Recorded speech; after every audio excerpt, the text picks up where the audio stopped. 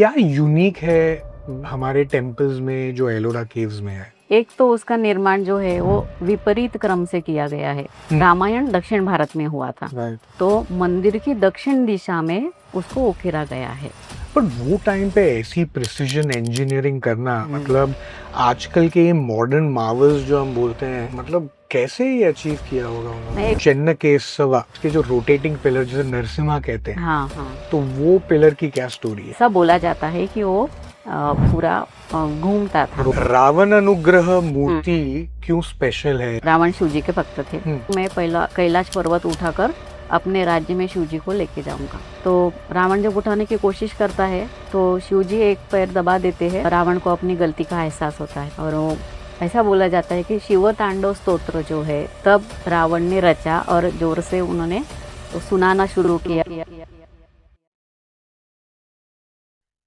Hello Deepa ji. Hello, and welcome to expert talk thank with you. Bhavya Desai. आपने podcast बुलाया इसके लिए बहुत बहुत धन्यवाद आपका। Absolutely an honour. बहुत इंटरेस्टिंग टॉपिक है ये, क्योंकि मैंने आपकी बुक पूरी पढ़ ली और पढ़ने के टाइम पे मतलब काफी सारे सवाल मेरे दिमाग में आए ये टेम्पल्स के बारे में। बिकॉज ये कॉन्वर्सेशन क्यों मुझे इतना इंटरेस्टिंग और इंट्रीगिंग लग रहा था इज बिकॉज के काफी सारे टेम्पल्स के बारे में जिसमें आपने बात की और इसके बारे में लिखा है, उसके बारे में इतनी इंटरेस्टिंग इंफॉर्मेशन है जो शायद सब ऑडियंस को या व्यूअर्स जो होते हैं उनको पता नहीं होती है। तो वो चीजें डिस्कस करनी हमारे इतिहास के बारे में जरूर बहुत ही इंटरेस्टिंग है। तो पहले तो कैसे हैं आप? एकदम बढ़िया। आप कैसे हो? बस फर्स्ट क्लास। ऑफ कोर्स आपकी जो ओरिजिनल बुक जो आपकी ये लिखी है वो मराठी में थी, एंड देन मराठी से उसे बिकॉज पॉपुलैरिटी की वजह से उसे ट्रांसलेट किया गया इनटू इंग्लिश। और जो इंग्लिश वर्जन है वो भी आपके स्क्रीन पे भी आ जाएगा, it's dynasties of devotion. Yes yes. जिसमें आई थिंक आपके ट्रांसलेटर ने भी काफी अच्छा साथ दिया है आपका, तो उनका भी धन्यवाद। एंड तो कैसा लगा आपको ये बुक लिखने के टाइम पे, और क्यों ये आपने सोचा करने के लिए? एक्चुअली ऐसे थोड़ी स्टोरी है इसके बारे में कि 2013 से मैं मराठी में ललित लेखन कर रही थी। ओके। और लेकिन मंदिर के ऊपर मैंने कभी लिखा नहीं था। मैं और मेरे हस्बैंड हम दोनों को भी घूमने का या पर्यटन का बहुत ये था, अच्छा लगता था पर्यटन करना। अलग अलग जगह पर हम लोग जाते थे, लेकिन वहां पे भी हम लोग ज्यादातर प्राचीन मंदिर जो रहते हैं वो ढूंढ कर निकालते थे और वहां पे विजिट देते ही थे। अच्छा। बहुत सालों तक ये किया, लेकिन टेम्पल के ऊपर कभी लिखना ऐसा योग नहीं आया। लेकिन पहला मंदिर ऐसा था, केरल का श्री पद्मनाभ मंदिर, उसके ऊपर मैंने पहला आर्टिकल मंदिर के ऊपर लिखा। तो उसकी भी वजह ये थी कि वहां पे जो भूमिगत दालन में संपत्ति है ऐसा बोला जाता है, खजाना जो है। हाँ, तो 8 चेम्बर्स है भूमिगत। राइट। हाँ, और उसमें बहुत सारा खजाना है ऐसा सबको पता था इसके बारे में। राइट। लेकिन 2011 में उस पर केस फाइल हुई थी और उसका रिजल्ट आया था कोर्ट की तरफ से।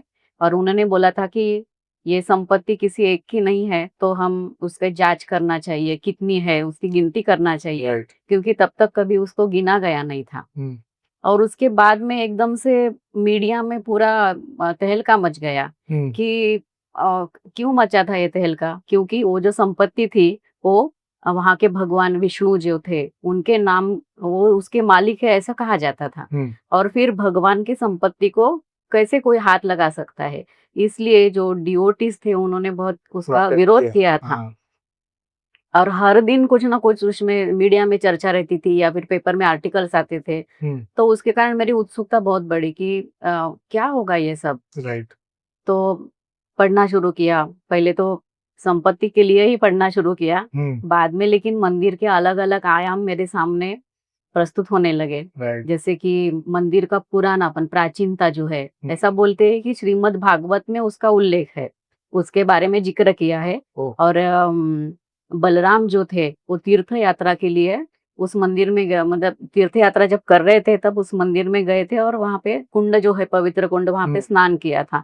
इसका जिक्र श्रीमद् भागवत में है। फिर अनेक पुराणों में भी इस मंदिर का उल्लेख हम लोगों को पढ़ने के लिए मिलता है। तो उसकी प्राचीनता थी। दूसरी बात ऐसा है कि ये मंदिर जो है वो अपनी जो आध्यात्मिक मान्यताएं है उसको रूपकात्मक तरीके से बनाया गया है। पूरा मंदिर का जो स्ट्रक्चर है, रचना है, वो आध्यात्मिक से जुड़ी हुई है। तीसरी बात, वहाँ का गोपुर बहुत ही अनोखा है, सुंदर बना है। एक तो पूरा ऊंचा है, वहाँ पे स्कल्पचर भी बहुत है, लेकिन उसकी खासियत यह है, आर्किटेक्चर मार्वल उसे कहा जा सकता है कि साल में 2 दिन ऐसे होते हैं जहाँ पे दिन और रात सेम टाइम का रहता है। इक्विनॉक्स जिसे बोला जाता है, विषुव दिन जिसे बोला जाता है। तो 2 दिन आते हैं, तो वो 2 दिन वो जो गोपुर है, गोपुरम को 5 झरोखे हैं। अच्छा। तो 5 झरोखे में से सिर्फ उन्हीं 2 दिनों में हम लोगों को सूरज दिखता है, उगता और ढलता। तो ये बहुत ही अलग बात थी। और उससे भी ज्यादा प्रभावित मैं हुई जब मैंने मार्तंड वर्मा राजा का इतिहास पढ़ा। मार्तंड वर्मा राजा थे, मंदिर तो प्राचीन था, लेकिन बाद में उसका जीर्णोद्धार मार्तंड वर्मा राजा ने उनके समय में किया था। 16वीं 17वीं शती में किया था। और उनका पराक्रम, वो सब पढ़ने के बाद में मेरे को ऐसा लगा कि अरे ये बातें हमने कभी पढ़ी ही नहीं है, कभी हम लोगों को सिलेबस में नहीं थी ये बातें। तो ये बातें बतानी चाहिए सबको। और फिर मैंने एक पूरा मतलब राजा का पराक्रम, उससे जुड़ी हुई कहानियां, मंदिर का निर्माण कैसे हुआ, ये और खजाना ऑफ कोर्स वो भी था, कि कोर्ट का केस, ये सभी रिसर्च करके एक बड़ा डिटेल आर्टिकल लिखा, पब्लिश हुआ। उसका बहुत अच्छा स्वागत हुआ। और फिर मन में आया कि अपना पुराना जो इतिहास है, प्राचीन राजाओं जो बड़े बड़े हैं, उन्होंने सुंदर मंदिर बनाए हैं, क्यों ना अभी ऐसे श्रृंखला में लिखती जाओ। और तब से ये सिलसिला मेरा शुरू हुआ मंदिर के ऊपर लिखने का। मतलब ये काफी एक इंटरेस्टिंग स्टोरी है of course, and I think ऐसे काफी कम लोग भी मिलते हैं जो लोग ऐसा जानने के बाद खुद ही रुचि लेते हैं उसके ऊपर के इसके ऊपर रिसर्च करें, एंड देन काफी हमारे जैसे बहुत सारे दूसरे लोगों के लिए इतनी मेहनत करते हैं, ऑफ कोर्स ऐसी बुक लिखते हैं। So again thank you for that, it's very very powerful I must say. जैसे आपने ये मंदिर के बारे में बात की, तो ऑफ कोर्स जैसे आपने आपकी बुक में 7 मंदिरों के बारे में बात की है, तो वो मंदिरों के बारे में डेफिनेटली मुझे एक एक करके मंदिरों के बारे में मेरे दिमाग में थोड़े से सवाल हैं, तो वो लेंगे। बट वो शुरू करने के पहले मुझे एक्चुअली जानना था कि यूजुअली ये जो टेम्पल्स जो सब हम देखते हैं जो बनाए गए हैं, वो कोई ऐसे किंग्स से भी इंस्पायर होके या डायनेस्टी से भी इंस्पायर होके बनते हैं? हाँ, ज़रूर बनते हैं। बहुत मतलब दिलचस्प भी जानकारी मैं देना चाहती हूँ इसके बारे में। और अपनी संस्कृति का जो बड़ा विचार है उसके पीछे, वो भी इससे हम लोगों को पता चलेगा। तो मैंने मेरे मंदिर मैंने किताब में 7 मंदिरों में से एक मंदिर है कैलाश मंदिर, जो वेरूळ में महाराष्ट्र में है, जो उसके बारे में उसके बारे में एक चैप्टर है पूरा। तो उसका भी इंस्पायरेशन कोई मंदिर ही था, वो मंदिर बनने के पीछे। तो उसकी डिटेल स्टोरी शॉर्ट में बताती हूँ, डिटेल में नहीं बताऊंगी। तो क्या हुआ था कि 9th सेंचुरी में कांचीपुरम में पल्लव नाम की डायनेस्टी थी। उन्होंने कैलाशनाथ मंदिर वहां पे बनाया था। राजसिंह राजा था वहां का, उन्होंने वो मंदिर बनाया था। बहुत ही सुंदर मंदिर है वो, कांचीपुरम में है। और पल्लव डायनेस्टी जो थी, उनके बाजू में ही कर्नाटक में चालुक्य राजा थे। और चालुक्य और पल्लव ये दोनों में दुश्मनी बहुत थी। हर एक जनरेशन में एक बड़ा युद्ध तो उनका तय ही था। तो ऐसा एक दूसरे का बदला लेना वगैरह ये काम चलते थे। तो एक बार विक्रमादित्य राजा थे चालुक्य, काफी फेमस राजा। हाँ, तो विक्रमादित्य चालुक्य जो राजा थे, उन्होंने बदला लेने की सोची और कांचीपुरम पर हमला बोल दिया। हमला बोल देने के बाद में जीत गए वो। जीतने के बाद तब ऐसा था कि राजधानी की नगरी जो होती है वो लूटी जाती थी। और पहले के जमाने में क्या हुआ था कि चालुक्य राजा को हराकर पल्लव राजाओं ने उनकी बादामी नाम की, जो वातापी बोलते थे उसको, अभी जो बादामी है, ओके। पूरी ध्वस्त कर दी थी। अच्छा। तो उसका बदला उस राजा को लेना था। हम्म। इसलिए फिर नगर लूटने के लिए राजा आए। आने के बाद में पहला उन्होंने देखा कैलाशनाथ मंदिर। तो दर्शन लेने के लिए अंदर गए। वहां पे इतने सुंदर स्कल्पचर्स है कि वो देखकर एकदम मंत्रमुग्ध हो गए। शिव जी का टेम्पल है वो, और अलग अलग फॉर्म में शिव जी को बताया गया है वहां पे। बहुत ही सुंदर मंदिर है। तो वो देखने के बाद में राजा बहुत प्रभावित हुए और उनका मन परिवर्तन हो गया मंदिर में जाने के बाद में। और उन्होंने सोचा कि नुकसान तो मैं किसी चीज को नहीं पहुंचाऊंगा। राइट। और उन्होंने मंदिर बनाने के लिए जितना भी संपत्ति यूज किया होगा उतना गोल्ड के रूप में मंदिर को दान दिया। वाह। और वहां पे जो पहला मंडप है उस मंदिर में, वहां पे उनका शिलालेख वहां पे लिखा गया है उस तरह का। ओके। उसके बाद में ज्यादा इंटरेस्टिंग बात यह है कि विजयी तो थे ही थे। हाँ। लेकिन उन्होंने क्या किया कि ये मंदिर जिन लोगों ने बनाए हैं, जो कारीगर है, जो स्थपति आर्किटेक्ट है, उनको अपने राज्य में लेके गए। वातापी, तब वातापी बोलते थे, अभी बादामी बोलते हैं उसको।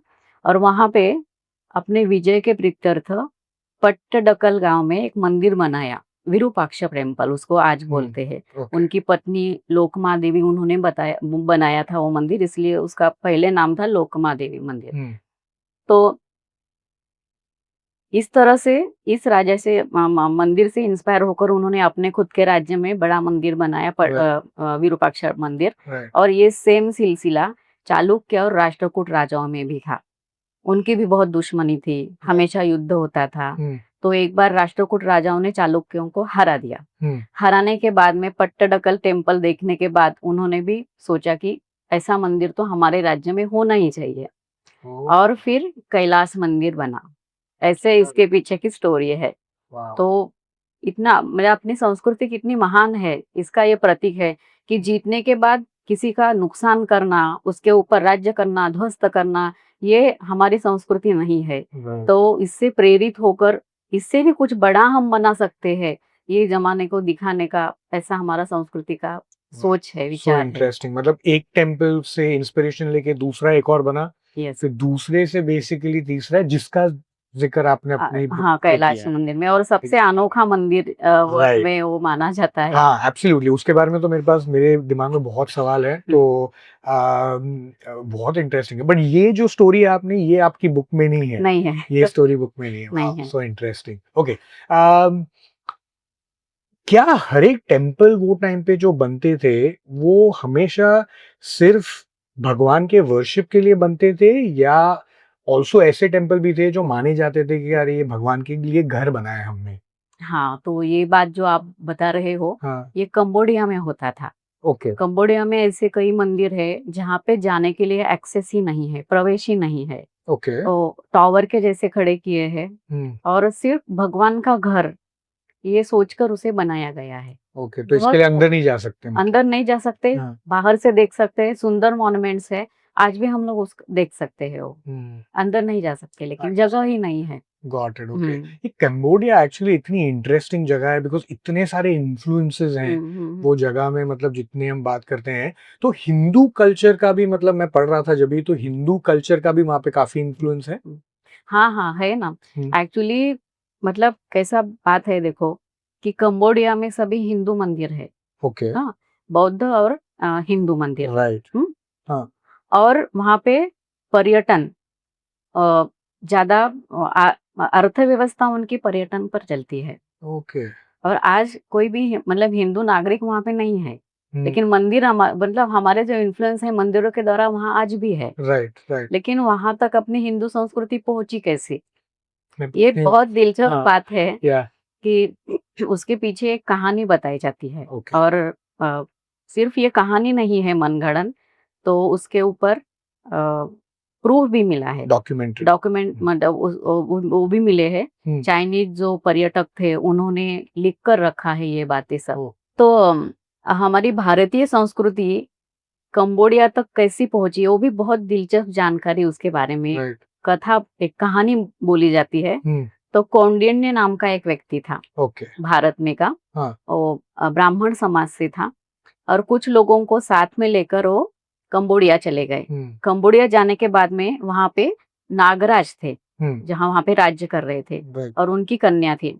तो कौंडिन्य जाने के बाद में नागराज की कन्या और कौंडिन्य दोनों में प्रेम हो गया। ओके। प्रेम होने के बाद में शादी हो गई और नागराज जब उनका निधन हो गया तब कौंडिन्य वहां के राजा बने और तब से वहां पे अपना भारतीय संस्कृति का प्रभाव दिखने लगा। उन्होंने नींव रखी भारतीय संस्कृति की। राइट। लेकिन ये जो कहानी है वो सेम कहानी कंबोज नाम के लिए भी बोली जाती है। जैसे कौंडिन्य है वैसा एक कंबोज के लिए बोली जाती है। ओके। कंबू के लिए। हाँ। तो कंबू शिव भक्त थे और वहां पे शिव जी का आदेश आया उनको कि आप वहां पे जाइए।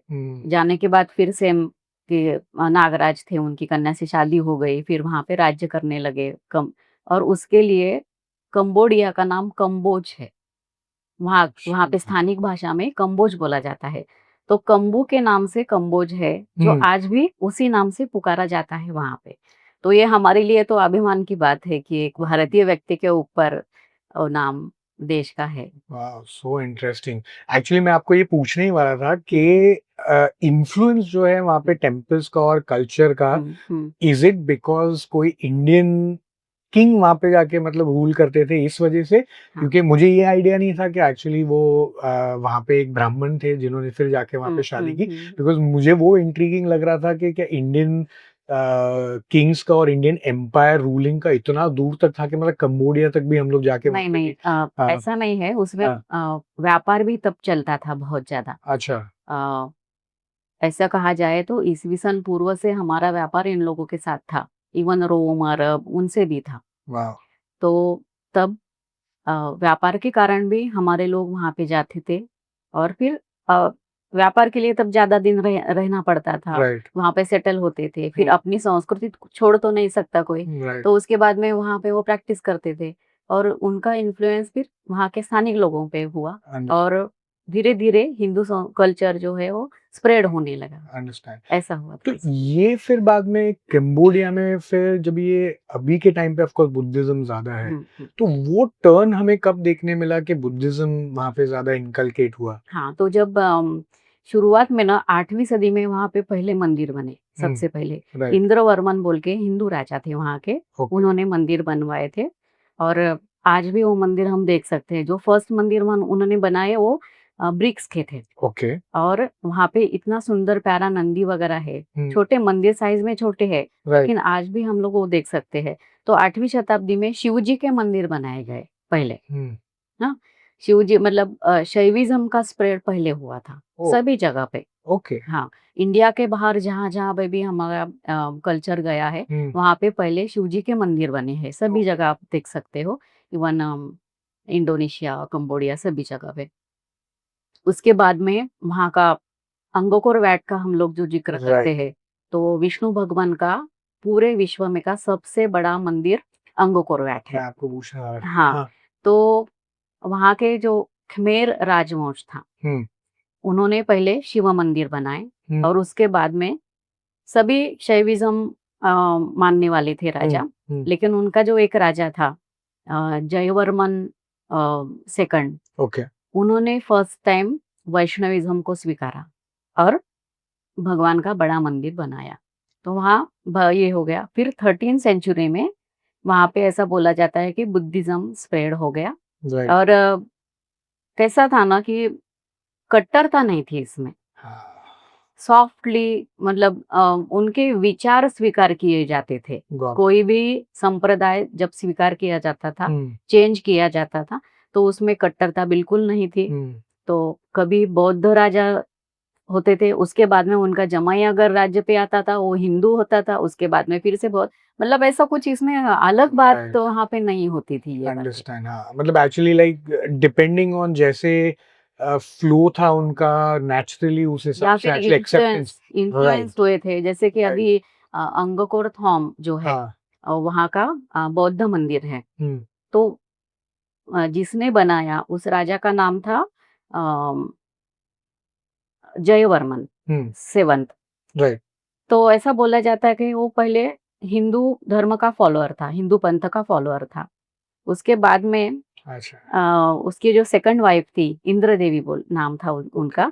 बहुत ही विदुषी जिसको बोला जाता है कि हर कला में, संस्कृत में बहुत उसको ज्ञान था। स्कूल वहाँ पे मंदिर को अटैच जो स्कूल रहते थे वहाँ पे वो बच्चों को शिक्षा देती थी। राइट। तो वो बौद्ध संप्रदाय उन्होंने स्वीकार किया था इंद्र देवी फिर ने। इन्फ्लुएंस फिर है। उनकी शादी होने के बाद में पत्नी के इन्फ्लुएंस से ऐसा बोला जाता है, राइट। कोई भी रिटर्न प्रूफ नहीं। प्रूफ नहीं है हाँ, उसका, हाँ। लेकिन बोला जाता है कि फिर उन्होंने बौद्ध धर्म महायान बौद्ध पंथ का स्वीकार किया और उसके बाद में आज हम वो बड़ा मंदिर देखते हैं। सो इंटरेस्टिंग, बिकॉज कंबोडिया के बारे में जब भी हम बात करते हैं तो आपको एक्चुअली ये देखने मिलता है कि ओवर डिफरेंट सेंचुरीज काफी सारे अलग अलग इन्फ्लुएंसेस हैं, and that's why I think वो एक बहुत ही यूनिक कंट्री भी है और प्लेस भी है जिसमें आपको एक्चुअली कितने इन्फ्लुएंसेस देखने मिलते हैं, लाइक ओवर मायन हो, ये काफी सारे मतलब इंटरेस्टिंग थिंग्स हैं। नहीं, वहाँ पे ना एक बात मेरा खुद का एक अनुभव है। हाँ, हम लोग जब कंबोडिया गए थे हाँ, तो कुछ तो शॉपिंग करने के लिए, मतलब अर्जेंटली शॉपिंग करना था इसलिए हम लोग दुकान गए। फिर उन्होंने पूछा हमको कि कहाँ से आए वगैरह, हमने बोला कि भारत से आए हैं वगैरह, ऐसा हो गया। तो बोले, एकदम से उन्होंने पूछा कि आप गंगा में डुबकी लगाए हो क्या, गंगा जाकर आए हो क्या? राइट। तो हमको थोड़ा सा शौक लगा कि पता था कि हिंदू इन्फ्लुएंस है, लेकिन एकदम गंगा जी का नाम सुनकर थोड़ा अलग लगा। हाँ, तो हमने पूछा कि मेरे हस्बैंड जाकर आए थे प्रयाग में वगैरह, तो Right. उन्होंने बोला हाँ मैं ऐसे गया था, ऐसा वैसा। तो बोले कि हमारी एक ही ख्वाहिश है, जो शॉपकीपर था उन्होंने बोला, एजेड था वो, 60 के ऊपर थे, कि एक बार भारत में आकर गंगा जी में स्नान करना है। वाह। तो अभी भी हम्म। पवित्र माना जाता है गंगा को वहां पे। एब्सोल्युटली, एंड ऑल्सो मतलब कि ऐसा इन्फ्लुएंस फिर बाद में वो जनरेशन से ही आ सकता है। इट हाँ, नॉट बी सच लाइक में बराबर है। एक सडनली कोई उठ के बोले कि मुझे गंगा में एक्चुअली स्नान करना है, which is very interesting. Okay, थोड़ा इंडियन टेम्पल्स के बारे में आते हैं। हाँ जरूर। जैसे आपने कैलाश टेम्पल के बारे में बोला, तो पहले शुरू एलोरा ऑफ कोर्स से करते हैं। अ, क्या यूनिक है हमारे टेम्पल्स में जो एलोरा केव्स में है? एलोरा केव्स ये अपने इंडियन टेम्पल्स में का भी एक यूनिक टेम्पल है। राइट। उसमें बहुत सारी बातें बता सकती हूँ मैं। हम्म। एक तो उसका निर्माण जो है वो विपरीत क्रम से किया गया है। आज भी हम लोग अगर एक बिल्डिंग बनाते हैं हम्म। तो उसके पहले नींव रखते हैं, उसके बाद में ऊपर ऊपरी हिस्सा धीरे धीरे ऊपर तक ऐसा हम लोग राइट। बिल्ड करते हैं। राइट।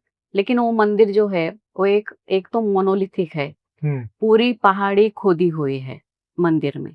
और पहले उसका शिखर का निर्माण किया गया, हम्म। ऊपर से खोदते हुए शिखर का निर्माण हुआ, बाद में धीरे धीरे नीचे आकर वो नींव तक उन्होंने वो बिल्ड किया है, राइट। खोदा है। लेकिन इतनी ही बात नहीं है उसके पीछे। एक तो इस तरह का मतलब ये मंदिर तैयार करना, इसके लिए एक तो बहुत प्लानिंग चाहिए। हम्म। प्लानिंग के बाद में जब बनाना है तो टीम वर्क चाहिए। हम्म। टीम वर्क में भी एक दूसरे के साथ में कोऑर्डिनेशन चाहिए। राइट। और थोड़ा से भी गलती हो तो वहां पे क्षमा नहीं हो सकती, क्योंकि पत्थर का बना हुआ है। राइट। थोड़ी भी गलती हो तो पूरा चूक जा सकता था। राइट। तो प्रिसीजन कितना उसमें महत्वपूर्ण भूमिका थी प्रिसीजन की। तो ये सभी बातें हम लोग जब सोचते हैं तो आज इस तरह का मंदिर निर्माण होना बहुत ही मुश्किल लगता है। मतलब कोई भी मॉन्यूमेंट हम लोग आज नहीं बना सकते उस तरह का, जब तब के जमाने में 8वीं सदी में वो बना हुआ है। राइट। राइट। तीसरी बात उस मंदिर की ये है कि वहाँ पे बहुत सारे शिव जी के स्कल्पचर्स है हम्म। और उसे कैलाश मंदिर बोला जाता है। राइट। तो कैलाश मतलब शिव जी का रहने के ठिकाना, मतलब कैलाश पर्वत। कैलाश पर्वत जहाँ पे शिव जी रहते हैं। हम्म। तो इसलिए शिव जी के जीवन में जो जो भी घटनाएं महत्वपूर्ण घटी हुई है वो सभी वहाँ पे उकेरी हुई है। ओह। और ऐसा नहीं कि ठीक है शिव जी के जीवन के ऊपर उकेरना है तो यहाँ पे ये स्टोरी उकरी वहाँ पे वो, ऐसा नहीं है उसमें। उसमें भी सिंबोलिज्म का बहुत उन्होंने ख्याल रखा है। हम्म। दूसरी बात यह है कि कोई भी स्कल्पचर हाइट में कितना चाहिए, हम्म। साइज में कितना चाहिए, उसकी जगह मंदिर में कौन सी दिशा में होनी चाहिए, यहाँ तक माइन्यूट डिटेल्स फॉलो किए गए हैं। उसका एक एग्जाम्पल मैं आपको बताती हूँ कि उस मंदिर में रामायण और महाभारत की छोटी छोटी स्कल्पचर्स की पट्टियां उकेरी गई है। ओह, जैसे हम एनिमेशन फिल्म देखते हैं उसी राइट, तरह मिनिएचर फॉर्म में है। और एक रामायण जो है उसके एक के नीचे एक ऐसी पट्टियां है। राइट, युद्ध है, जो भी सीता का अपहरण, हाँ अपहरण होता है, वो सभी बातें हम्म, उसमें है। मतलब जब हम बड़ी कादम्बरी पढ़ते हैं उसमें का सारांश जो निकालते हैं छोटा राइट, सा, कि जिससे हमको पता चलता है कि ये कहानी में क्या है, उस तरह से डिपिक्शन दोनों के है। लेकिन उनकी जगह उन्होंने इतनी सही रखी है कि भारत में ऐसा बोला जाता है कि दक्षिण भारत में रामायण घटा था। रामायण दक्षिण भारत में हुआ था, राइट, तो मंदिर की दक्षिण दिशा में उसको उकेरा गया है। और महाभारत उत्तर दिशा में हुआ हुआ था। था, तो इसलिए उत्तर मंदिर के उत्तर दिशा में उन्होंने महाभारत का डिपिक्शन दिखाया है उन्होंने। तो इतना सोचकर सब वहाँ पे किए गए हैं सभी स्कल्पचर्स का। इंटरेस्टिंग। पर वो टाइम पे ऐसी प्रिसिजन इंजीनियरिंग करना, हुँ। मतलब आजकल के ये मॉडर्न मार्वल्स जो हम बोलते हैं, तो मतलब कैसे ये अचीव किया होगा उन्होंने? नहीं, इसके लिए फिर वो एलियन थ्योरी भी बोली जाती है ना। राइट, मैं आपको वही पूछने वाला था अभी कि क्या सबसे बड़ा मिथ ये हाँ, टेम्पल के बारे में ये है कि क्या एलियंस ने ये टेम्पल बनाया है? हाँ, तो एलियंस ने टेम्पल बनाया, ऐसा लोगों को क्यों लगता है, हुँ, उसके 3-4 बिंदु मैं बताती हूँ। ओके, पहला तो मैंने बोला कि कैसा निर्माण हुआ है, अलग तरीके से, राइट, विपरीत क्रम से, ऊपर से नीचे तक वो लोग आए, राइट, जो इम्पॉसिबल है ह्यूमन के लिए, ऐसा हम लोग सोच सकते हैं। हुँ, दूसरी बात है कि वहाँ पे किन्नर और यक्ष, ये हमारे मैथोलॉजी में आते हैं, हुँ, तो उन्हें हाफ गॉड माना जाता है, आधा ओके, देवता, डेमिगॉड्स, डेमिगॉड्स। और वो ऐसा बोला जाता है कि आकाश में विहार कर सकते हैं, आकाश में उड़ सकते हैं, हुँ, ऐसा बोला जाता है। हुँ, तो जो मंदिर है, मेन मंदिर, गर्भगृह जो है अपना शिव जी का, राइट, उसके बाहर ही वॉल पे किन्नर और यक्ष दिखाए गए हैं। तो लोगों को लगा कि शायद जिन्होंने यह मंदिर बनाया वो उड़ने वाले थे। हुँ, तो कौन उड़ता है? एलियंस। तो राइट, फिर इसलिए भी शायद, सोचा होगा। तीसरी बात ये है कि आशंका जताई जाती है कि बोला जाता है कि वहाँ पे 2 लाख टन इतना मतलब कार्विंग करते वक़्त ऊपर से नीचे तक इतना टन पत्थर पत्थर निकले थे, निकला। हाँ, अभी 1500 साल बाद मंदिर बनाने के बाद लोग पूछते हैं कि वो 6 लाख टन का पत्थर कहाँ गया? तो 1500 साल में ऐसा तुमको कैसा पता चलेगा ना कहाँ गया है? मतलब कहीं पे भी यूज़ किया होगा, कुछ राइट, भी हुआ होगा, लेकिन वो पत्थर दिख नहीं रहा है, इसलिए ये मंदिर मनुष्य का कार्य नहीं है, तो एलियंस ने बनाया है, ऐसा कहा जाता है। तो ये सोच क्यों आती है? हुँ, ये सोच आती है इसलिए, अगर आप ठीक तरह से सोचेंगे पहले से, तो हमारी संस्कृति ने कितने तो भी अनमोल खजाने पूरे विश्व को दिए हैं। राइट, योग शास्त्र, हुँ, मतलब अभी वो जो मंदिर बनाया है, हुँ, भूगर्भ शास्त्र का ज्ञान था उन लोगों को कि हम लोग अगर ऊपर से मंदिर बना रहे हैं, तो पत्थर कठिन है कि नहीं, टिकेगा कि नहीं, कि इतनी मेहनत हम लोग उसके ऊपर लगा रहे हैं, हुँ, तो कितने साल तक रहेगा? राइट, इसका ज्ञान था उन लोगों को। ध्वनि शास्त्र का ज्ञान था, क्योंकि वो बाद में उसको डिस्कशन करेंगे हाँ, कि यस, हाँ, ठीक है, उसका ज्ञान था उन लोगों को, इंजीनियरिंग का ज्ञान था उन लोगों को। लेकिन सभी फिर लुप्त कहाँ हो गया फिर हमारा सब ये ज्ञान? हुँ, ये तो मंदिर 8वीं शती शती में बना था। इंटरेस्टिंग, तो बाद में पहले मुस्लिम आक्रमणकर्ता आए हाँ, और बाद में ब्रिटिश आए। हुँ, ब्रिटिश लोगों ने तो अपनी खुद की शिक्षा प्रणाली हम लोगों के ऊपर थोपी थी।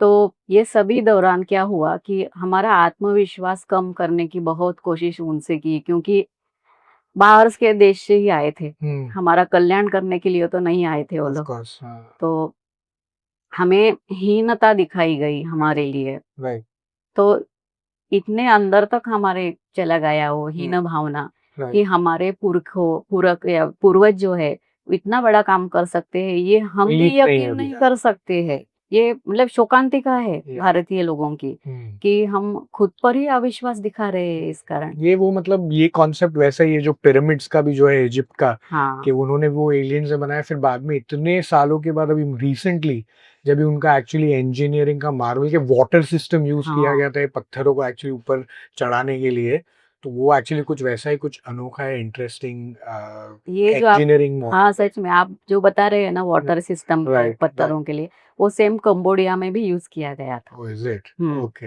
Interesting, great. तो ये मतलब ये बनाया किसने है ये टेम्पल, ये इसके बारे में जानकारी, जैसे ऑफ कोर्स जैसे एलियंस नहीं है फॉर श्योर, ये तो ऑफ कोर्स है, बट ये जानकारी बनाया किसने उसके बारे में भी कुछ अंदर डिपिक्शंस हैं? नहीं, नहीं है। ये कृष्ण राजा द्वितीय ने बनाया। ओके। राष्ट्रकूट राजा थे वो। हुँ, उन्होंने बनाया। लेकिन क्या है ना कि अभी भी साउथ इंडिया में बहुत से टेम्पल है, वहाँ पे हम लोग देखते हैं कि वहाँ पे जिस राजा ने बनाया उसका नाम लिखा होता है हुँ, शिलालेख के द्वारा, हम पढ़ सकते हैं। लेकिन कैलाश मंदिर में ऐसा कुछ भी प्रूफ नहीं है कि हम लोग बोल सकते हैं राइट। उसी ने उसका निर्माण किया है। लेकिन अ, उन्हीं के मतलब राष्ट्रकूट राजा ही थे जो आगे हुए थे। हुँ, 2 राजाओं ने उसके बारे में ज़िक्र किया है कि कृष्ण राजा ने ये बनाया मंदिर बोल के। अंडरस्टैंड, हुँ, इंटरेस्टिंग। एक मूर्ति के बारे में मुझे पूछना था, इसके लिए मैं देखता हूँ उसका नाम एग्ज़ैक्टली, हुँ, कि ये रावण अनुग्रह हुँ। मूर्ति क्यों स्पेशल है ये हाँ, टेम्पल के? रावणानुग्रह स्पेशल 2-3 चीज़ों के लिए है। हुँ, एक तो ना पहले ये मंदिर का नाम था माणिकेश्वर मंदिर। ओके। और माणिकेश्वर मंदिर क्यों था? तो ऐसा बोला जाता है कि माणिकावती रानी थी, जो हुँ, कृष्ण राजा की, और उन्होंने मतलब मंदिर वो ऊपर से क्यों खोदा गया, उसके बारे में वो कहानी आती है, राइट। जिसमें कि माणिकेश्वर रानी जो वो है, वो राजा की तबीयत ठीक नहीं रहती, खराब हो जाती है। हुँ, इसके लिए रानी भगवान से प्रार्थना करती है कि अगर राजा जल्दी ठीक हो जाते हैं, तो मैं आपका मंदिर बनाऊँगी, और मंदिर का शिखर जब तक मैं नहीं देखूँगी, तब तक मैं खाना नहीं खाऊँगी, अन्न का ग्रहण नहीं ओह! करूँगी। और फिर राजा की तबीयत ठीक हो जाती है, ठीक होने के बाद में फिर अ, रानी को फिर भगवान के लिए मंदिर बनवाना होता है, तब हुँ, तक अन्न ग्रहण नहीं कर सकती थी। हुँ, तो राजा को बहुत दुःख होता है कि अपने लिए रानी कितने दिन कितने साल तो लगेंगे इसके लिए। राइट। तो बाद में फिर आर्किटेक्ट सबको बुलाते हैं, तो कोकास नाम का आर्किटेक्ट रहता है, वो चैलेंज एक्सेप्ट करता है और फिर आइडिया करके शिखर पहले बना देता है और राइट। रानी को बोलता है कि देखो मंदिर का शिखर तैयार हो गया है, अभी आप खाना खा सकते हो। ओह! तो ये स्टोरी थी। तो उस मंदिर का नाम ऐसा बोला जाता है कि माणिकावती रानी के कारण माणिकेश्वर था। ओके, और दूसरी बात ये भी बोला जाती है कि उस आर्किटेक्ट का नाम कोकास था। ओके। लेकिन उसका नाम माणिकेश्वर भी था, ऐसा बोला, और उसने बनाया इसलिए उस मंदिर का नाम माणिकेश्वर रखा गया था। अच्छा। तो ये कब तक था? तो 16वीं सदी में अहिल्याबाई होळकर जो थे, उन्होंने उस मंदिर का जीर्णोद्धार किया था। तब उन्होंने लिख कर रखा है कि माणिकेश्वर मंदिर का जीर्णोद्धार किया था और उसको सालाना इतना-इतना जो मनी है वो दिया जाए हुँ, देखभाल करने के लिए वगैरह। हुँ, तो इससे हमको पता चलता है कि उसका नाम पहले माणिकेश्वर था। ओके। बाद में कैलाश मंदिर क्यों हुआ? हुँ, तो ऐसा बोलते हैं कि अ, ये मंदिर तो वैसे कृष्ण राजा के टाइम पे बना था। राइट। 18 सालों में उन्होंने उनके हिसाब से बनाया था। हुँ, लेकिन उसके बाद में 100 ईयर तक उसमें कुछ अलग-अलग चेंजेस राइट, होते रहे, राइट। और उसके बाद में ये जो आप बोल रहे थे रावणानुग्रह या कैलाश उत्थान बोलते हैं उसको, कैलाश को उठाना। तो तो ये रावण ने उसे हाँ, उठाया। रावण ने उसे उठाया। तो ये स्कल्पचर जो है बाद में बनाया गया और उसके बाद में उसका नाम कैलाश मंदिर बना, ऐसा बोलते हैं। ओह! अच्छा। तो ये एक तो ये हो गया, हाँ। और दूसरा स्कल्पचर्स के बारे में मैं बताती हूँ आपको। तो मैंने जैसे बोला कि कोई भी बेवजह का वहाँ पे कुछ भी नहीं है उस मंदिर में। हुँ, सभी कुछ कारण के लिए है। सिर्फ़ आँखें और कान खुला रख के हम लोगों को, और दिमाग खुला रख के राइट। सोचना पड़ता है कि ये ऐसा क्यों है? हाँ, तो वहाँ पे ना अगर आप कैलाश उत्थान जो है हुँ, स्कल्पचर, हुँ, वो शिल्पी लोगों का सबसे फ़ेवरेट है। 3-4 बार बहुत से मंदिरों में सेम सेम मतलब सिमिलर स्कल्पचर। ये संकल्पना लेकर स्कल्पचर उकेरा ओके। गया है। हाँ। लेकिन ये सबसे अनोखा है, बड़ा है साइज में बहुत।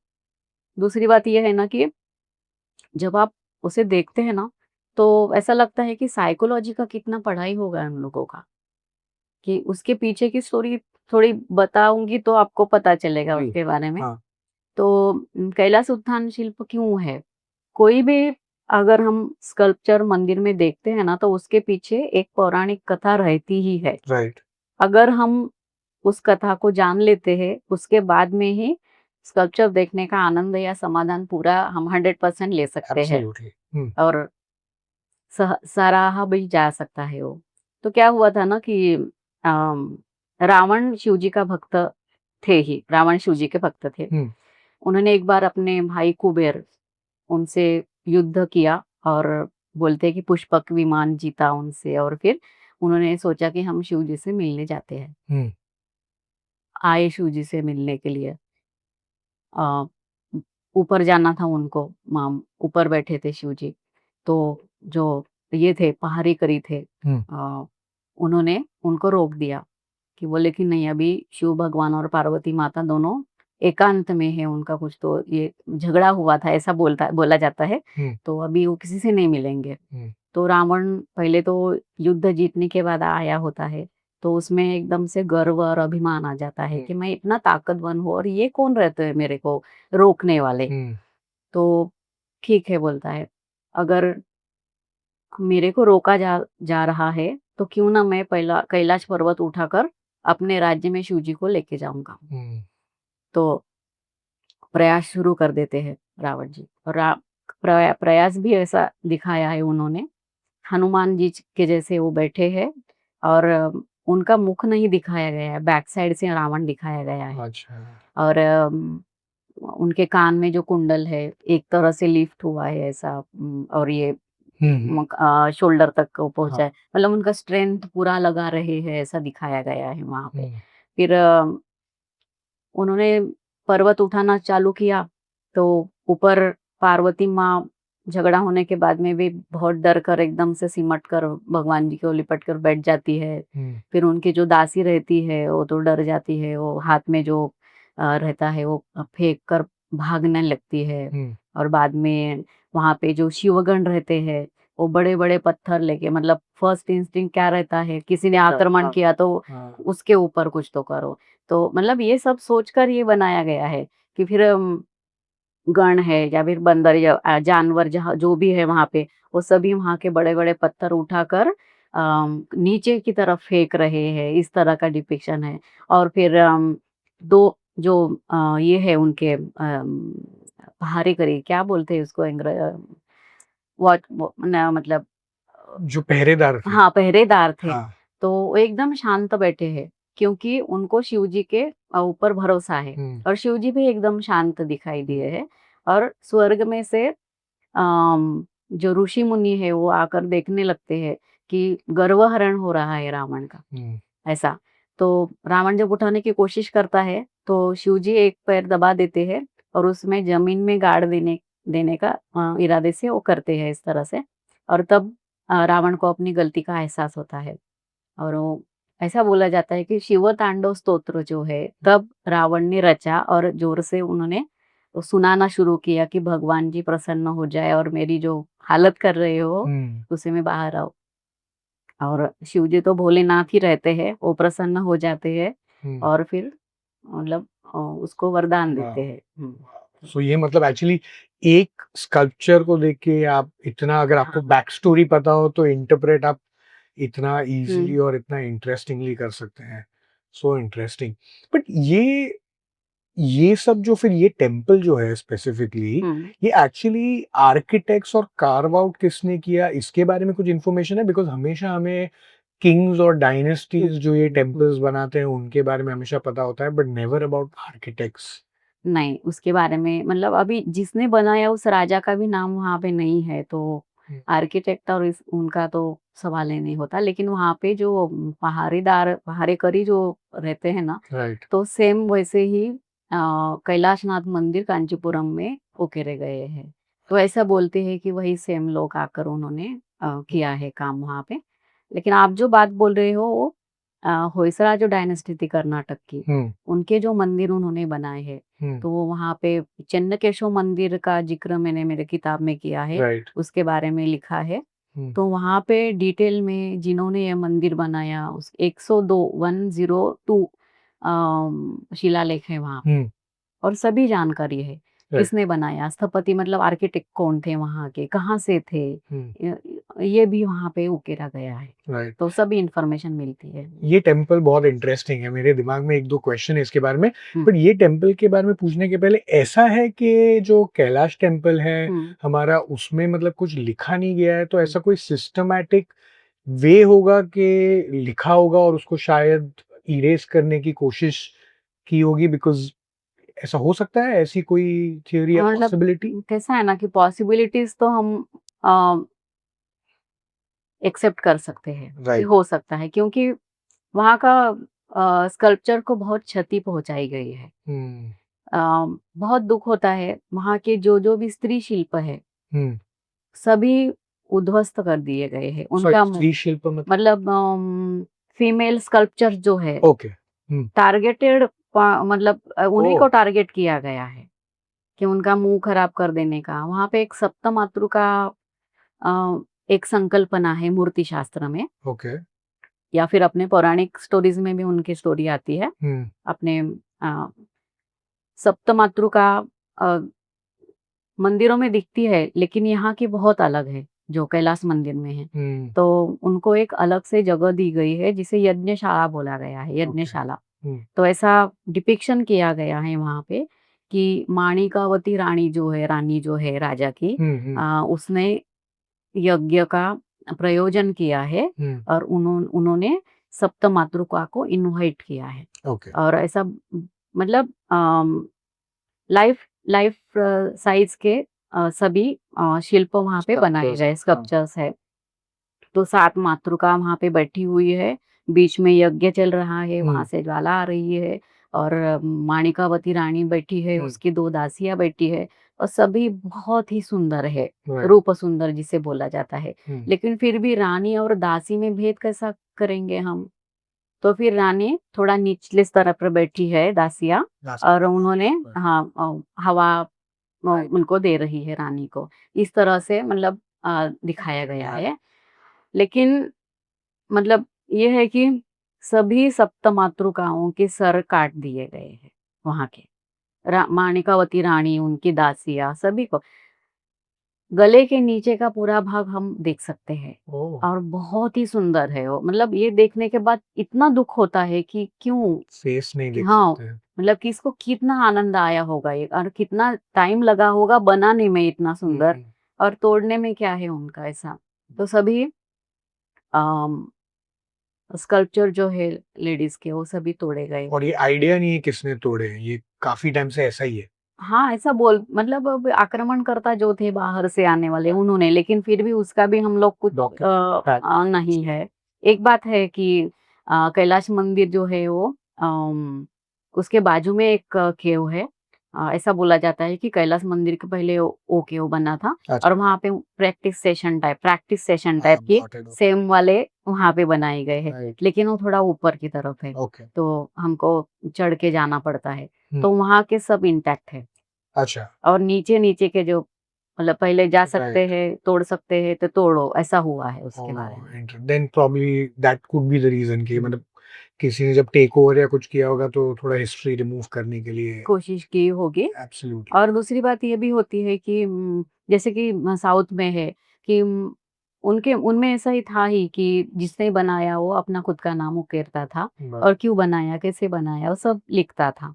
इवन मैंने अभी 9th सेंचुरी का जो कांचीपुरम का कैलाश नाथ मंदिर बनाया, वहाँ पे भी बहुत से ये है कि तथ्य उकेरे गए हैं गॉट इट कि किसने किया, क्यों किया, वगैरह-वगैरह। Interesting right. बट ये मतलब आजकल के डे एंड एज में मतलब जो यंगर जनरेशन जो ऐसा एलोरा केव्स जाती है, हुँ, हुँ।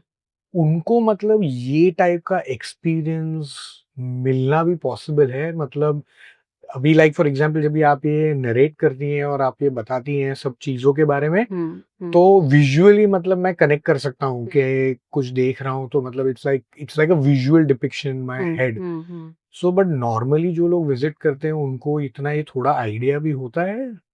मेरे ख्याल से नहीं होता है। हाँ। और ना मुझे दुःख की बात ये होती है कि मैं मानती हूँ कि वहाँ पे गाइड सेवा रहती है, राइट। लेकिन गाइड सेवा वो भी उनका भी टाइम लिमिट रहता है। सब नहीं बता नहीं, सब नहीं बता सकते, वो बात ठीक है उनकी, सकते। लेकिन उसके लिए भी खर्चा करने की तैयारी लोगों की नहीं रहती है, वो दुःख की अच्छा। बात है।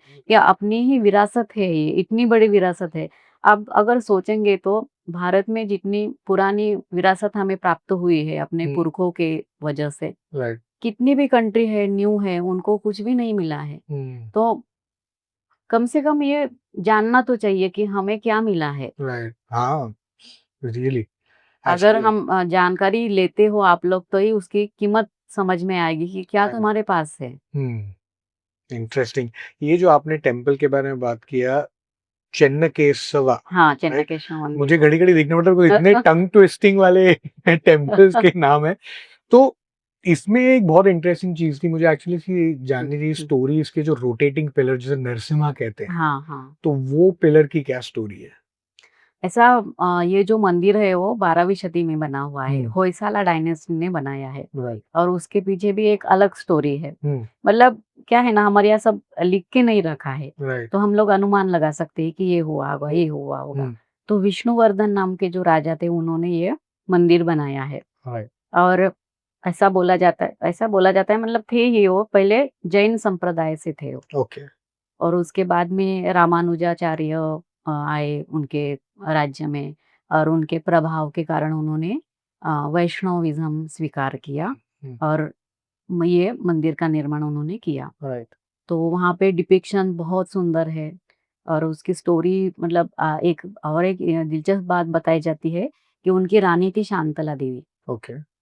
और शांतला देवी जो थी वो नृत्य में बहुत निपुण थी, मतलब डांसर। डांसर, हाँ, डांस फॉर्म में उनको बहुत गति थी। हुँ, और वो खुद उन्होंने अपना संप्रदाय नहीं चेंज किया था। हुँ, वो जैनिज़्म ही फॉलो करती थी। हुँ, लेकिन फिर भी ये जो चिन्नकेशव मंदिर है, वहाँ पे अ अपने इसमें ना भगवान को सेवा देने के लिए 16 अंग बोले जाते हैं। उसमें डांस और म्यूज़िक का भी अंतर्भाव है। ओके, तो भगवान के सामने हम अगर क्लासिकल डांस पेश करते हो तो एक प्रकार की भगवान की सेवा मानी जाती है। राइट, ओके, तो वो रानी जैनिज़्म की फॉलोअर थी, फिर भी वहाँ पे जो केशव, चेन्नकेशव केशव मतलब सुंदर केशव, राइट, चेन्ना मतलब ब्यूटीफुल, ओके, ऐसा।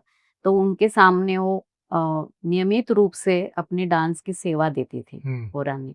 इस तरह से कहानी बताई जाती है। हुँ, और वहाँ पे बहुत सुंदर मदनिका मतलब शाल बालिका या मदनिका बोलते हैं, उनका ओके, डिपिक्शंस है। हुँ, तो ऐसा बोलते हैं कि एज़ अ मॉडल उस रानी को लिया गया था। ओह! वॉव! इतनी सुंदर थी वो रानी, ऐसा बोला जाता है। इंटरेस्टिंग। हाँ, तो आपने पिलर के बारे में। पिलर के बारे में पूछा हुँ, था, हाँ। तो ऐसा ही होता है मंदिर के बारे में, अगर मैं बात नहीं, नहीं, करना बहुत चालू अच्छा कर है, देती इट्स हूँ ना ओके, इट्स फाइन, मतलब बैक स्टोरी जान के और भी अच्छा लगता है, और भी हाँ, इंटरेस्टिंग लगता है।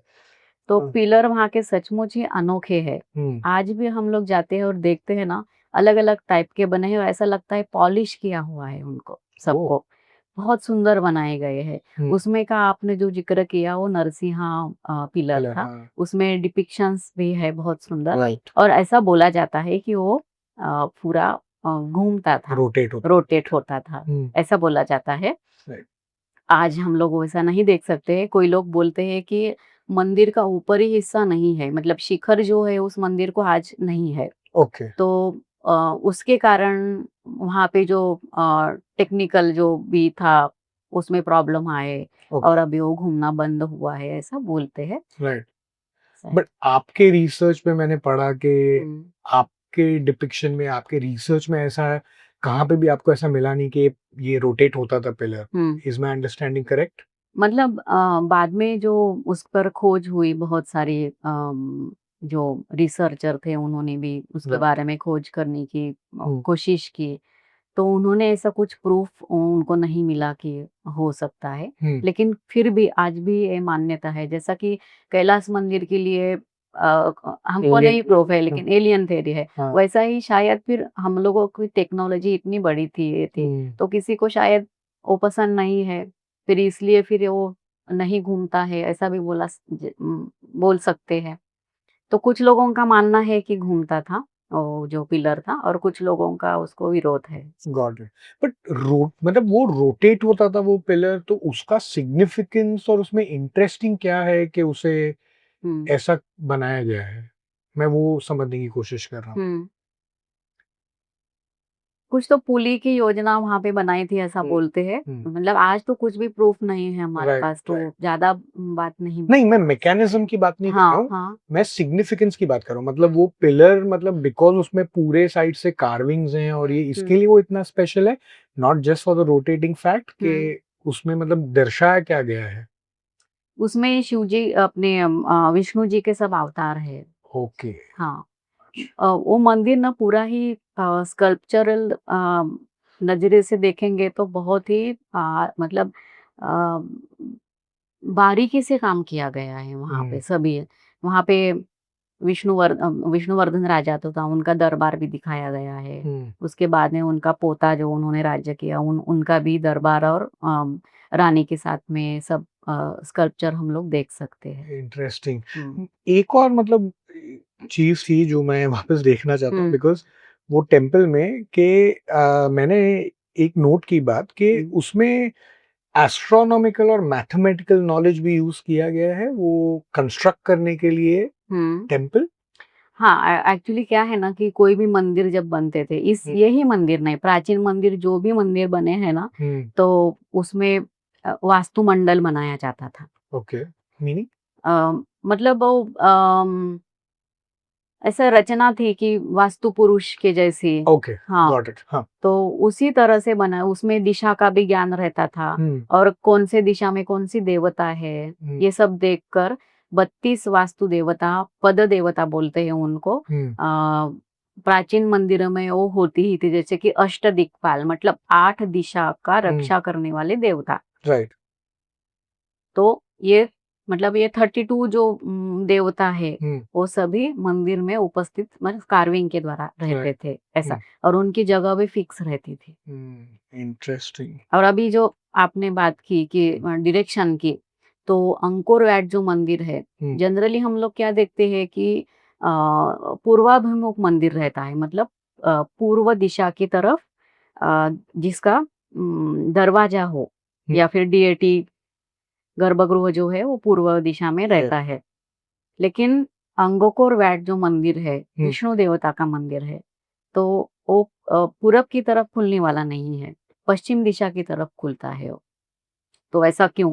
तो ऐसा बोला जाता है कि विष्णु देवता की दिशा पश्चिम मानी जाती है, वाओ! इसलिए। तो मतलब ऐसे छोटे-छोटे बहुत उन्होंने विचार सोच करके ये सब चीज़ें बनाई गई है। बहुत डिटेल में मतलब हाँ, और दूसरी भी ऐसा भी है कि अंकोर वैट मंदिर जो है, जिन्होंने बनवाया, उन राजा की इच्छा थी कि अ, मेरी समाधि यहीं पे बने।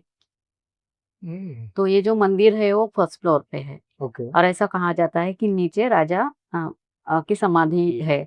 तो वहाँ पे एक देवलोक नाम की संकल्पना थी। हुँ, अ, तो वहाँ पे ऐसा था कि राजा ये देव का अवतार है, वंश है, अंश है देव का। राइट, और जाने मतलब उसका निधन जब होता है तो वो देवलोक में जाता है, ऐसा। इंटरेस्टिंग।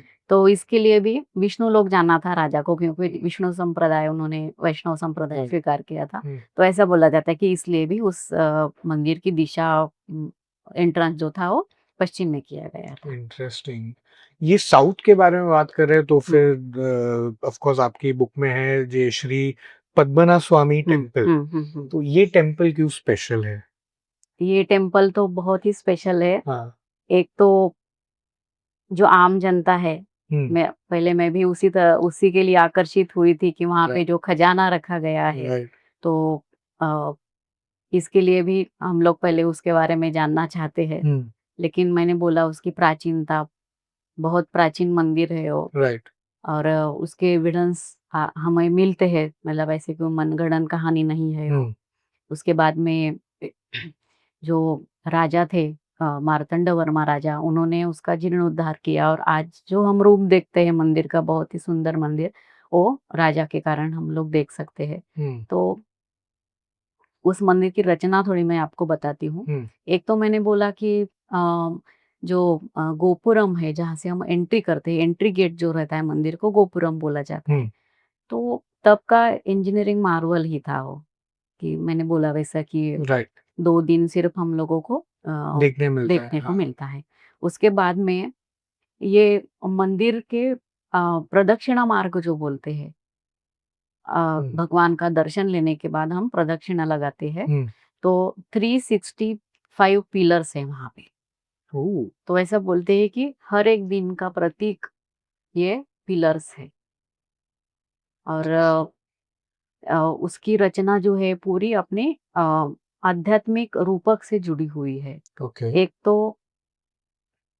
अ, भगवान जो है वहाँ के बहुत विशाल मूर्ति है वहाँ पे, और 3 डोर से हम लोगों को देखना पड़ता है मूर्ति को। उस पूरी पूरी मूर्ति को मतलब शयन किया हुआ है, ओके शेषनाग पर भगवान विराजे है। हम्म और हम लोग जब जाते हैं तो पहले हमको मतलब दोनों साइड से एंट्री है, तो एक साइड से हम लोग सिर्फ उनके पैर दिखते हैं। वाह बीच में जो है ब्रह्मा जी उनके नेबल से निकले हुए हैं और प्रकट हो रहा प्रकट हुए हैं, और अ, ये अपने कमल पुष्प पे है। है और उसके बाद में उनका अ, मुकुट मुख पे दर्शन हमको मिलता है। और उसमें भी अलग बात ये है कि अ, ऐसा बोलते मतलब ऐसा था कि वैष्णविज्म और शैविज्म दोनों में भी थोड़ा-सा विवाद थे। एक दूसरे के प्रति उनका उतना आदर भाव नहीं था।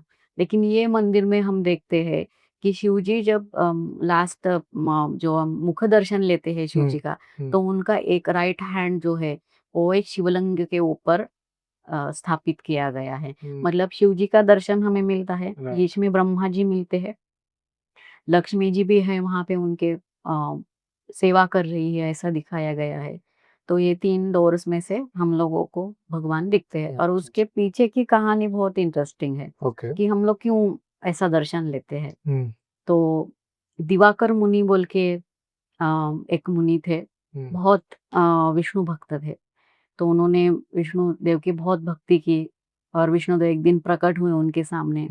तो उन्होंने बोला आपको क्या चाहिए? तो बोले कि हम मेरे साथ आप हमेशा के लिए रहो। तो भगवान परीक्षा लेना चाहते हैं। तो वो बोलते हैं कि ठीक है मैं रहूँगा, लेकिन मेरा अगर अनादर होता है तो मैं चला जाऊँगा। तो बोले नहीं, नहीं मैं अनादर नहीं करूँगा, आप रहो। तो एक छोटे बच्चे के रूप में भगवान उनके साथ में रहने लगते हैं। और छोटे बच्चा रहता है, उनको समझ मतलब हम ऐसा समझते हैं कि बच्चों को समझ नहीं रहती है। तो ये जब पूजा करते थे तो कुछ ऐसा उनको चिढ़ाते थे, बच्चा को शरारत करते थे हमेशा। राइट तो एक बार ऐसा ही हुआ कि उन्होंने बहुत शरारत की, भगवान मतलब छोटे रूप में बालक में, तो बहुत चिढ़ जाते हैं क्योंकि उनके पूजा में उन्होंने व्यत्यय लाया था। शालिग्राम जो रहता है, जो विष्णु भगवान का प्रतीक माना जाता है, तो बालक क्या करता है कि शालिग्राम मुँह में डाल देता है, तो उनसे दिवाकर मुनि बहुत क्रोधित हो जाते हैं, राइट सब भूल जाते हैं और बहुत डाँट लगाते हैं बच्चे को। तो बालक बोलता है कि मैंने बोला था आदर करने के लिए, आप चूक गए हो, तो अभी मैं जा रहा हूँ। और मैं यहाँ-यहाँ जा रहा हूँ, ऐसा उस जगह का नाम बोल देते हैं वो। उसके बाद में अ, दिवाकर मुनि को अपनी गलती का एहसास हो जाता है, तो फिर वो भगवान को ढूँढने निकलते हैं। भगवान ने जो जगह बताई है, उसके बारे में उनको कुछ भी पता नहीं रहता है। लेकिन रास्ते में ढूँढते-ढूँढते एक माँ रहती है, वो बच्चे को डाँट रही है और बोलती है कि अगर तू मेरा नहीं सुनता है, तो मैं तेरे को तालाकाडू में फेंक दूँगी। तो फिर उनको पता चला ये इसको मालूम है, तो वो जाते हैं और पूछते हैं कहाँ है ये जगह? तो बोलती है समुंदर किनारे में जंगल है बड़ा, वहाँ पे है वो जगह। तो दिवाकर मुनि वहाँ जाते हैं। जाने के बाद में फिर उनको एकदम विशाल रूप में भगवान दिखते हैं। इतने विशाल होते हैं कि उनको दिखता ही नहीं। पाम ट्रीज़ रहते हैं वहाँ पे सब जंगल में, और भगवान ऐसे एकदम से प्रकट होते हैं, तो ट्रीज बीच में हाँ, बीच में आते हैं। तो पाम ट्रीज़ बीच में फिर वो भगवान से प्रार्थना करते हैं कि आप इतने विशाल हो कि मैं देख नहीं पा रहा हूँ एक ग्लांस में आपको। तो आप प्लीज़ आपका थोड़ा-सा साइज़ कम कीजिए ऐसा। तो फिर भगवान ने मतलब अपने को खुद को सिकुड़ लिया।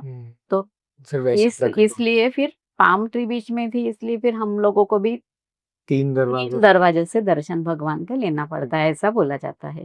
फिर और उसमें ये भी प्रतीक है कि अ, ऐसा बोलते हैं कि अपने मनुष्य के जीवन में जो 3 अवस्थाएँ आती है, बालक रूप, फिर यंग हो जाते हैं हम, फिर बुढ़ापा आता है। हुँ, तो 3 दरवाजे 3 रूप का गॉट प्रतीक इट। है, वाओ! इंटरेस्टिंग। ऐसा। और ये जो रहता है हवा, पानी, ये 5 एलिमेंट्स। एलिमेंट्स जो है, हुँ, तो वहाँ पे जो शेषनाग है उनका 5 ये है, फणा बोलते हैं उसको, क्या अच्छा, उस वाओ! तरह का एक-एक म्हणजे रूपक है वहाँ पे कि हुँ, हमारे जो अध्यात्म से जुड़ा हुआ है। वाओ! फैसिनेटिंग, मतलब क्या है, इतनी इंटरेस्टिंग व्हाटएवर बातें, कहानियाँ हैं, मतलब कि इट्स लाइक जब तक आप एक्चुअली सुनते नहीं ये सब बातें, तब तक आपको रियलाइज़ नहीं होता है कि मैं सच में व्हाट इज़ द जेन्युइन, मतलब what is the story behind creating these small small optical illusions आप बोल लो, या हाँ, व्हाटएवर मतलब दर्शन कैसे हुए रहेंगे उसके बेसिस पे शायद बनाया हो। It's really interesting. वहाँ के वॉल्ट बी की ये क्या मिस्ट्री है? बहुत फेमस है, बहुत न्यूज़ और हुँ। चर्चा में भी था। तो वहाँ के संपत्ति के बारे में थोड़ा बताती हूँ, फिर हुँ, वर्ल्ड बी पर आएँगे हम लोग। राइट। तो वहाँ के जो संपत्ति है, वो तो ऐसा बोला जाता है कि पहले से ही थी। हुँ, मार्तंड वर्मा राजा जब राज्य करने आए, हुँ, तो उसमें बहुत बढ़ोतरी हुई। उसका कारण क्या था? तो उसका कारण ऐसा था कि मार्तंड वर्मा राजा थे, वो विष्णु भक्त थे बहुत ज़्यादा, हुँ, और उन्होंने बहुत ही पराक्रमी थे। डच ईस्ट इंडिया कंपनी से उन्होंने एकदम से झगड़ा मोल लिया था। हुँ, एक बार तो ऐसा हुआ था कि डच लोगों ने उनको बोला था कि व्यापार करो हमसे, तो उन्होंने बोला कि मैं नहीं करूँगा व्यापार हुँ, आपसे। तो गुस्सा होने के बाद में डच लोगों ने बोला कि हम आप पर आक्रमण करेंगे, मतलब लड़ाई के लिए तैयार हो जाओ फिर। तो राजा ने जवाब दिया कि हम भी यूरोप पर आक्रमण की तैयारी कर रहे हैं। वाओ! और उन्होंने सचमुच मतलब डच लोगों को हराया था एक युद्ध में, ओके। ऐसा है। हुँ, तो इस किताब में बहुत इंटरेस्टिंग उसकी जानकारी मैंने दी है कि हुँ, डच लोगों को हराने के बाद में उनका जो कैप्टन था, हुँ, वो कैप्टन को उन्होंने अपने राज्य में सेनापति का दर्जा दिया, और अपनी सेना जो है एकदम से बलवान कर दी थी वो हुँ। राजा ने। वो इंटरेस्टिंग स्टोरी आपको किताब में पढ़ने को मिलेगी।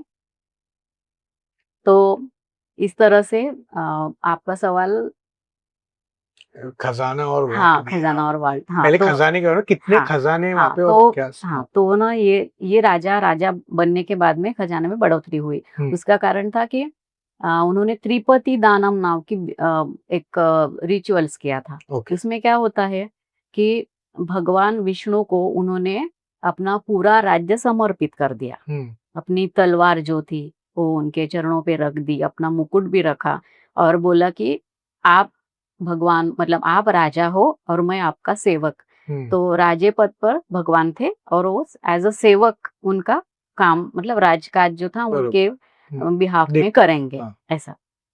तो ऑब्वियसली जो भी संपत्ति थी, जो भी मिलता था, क्योंकि व्यापार वगैरह बहुत बड़ा था हुँ, वहाँ पे, अर्थव्यवस्था पहले लाने वाला राजा वो था उस राज्य में।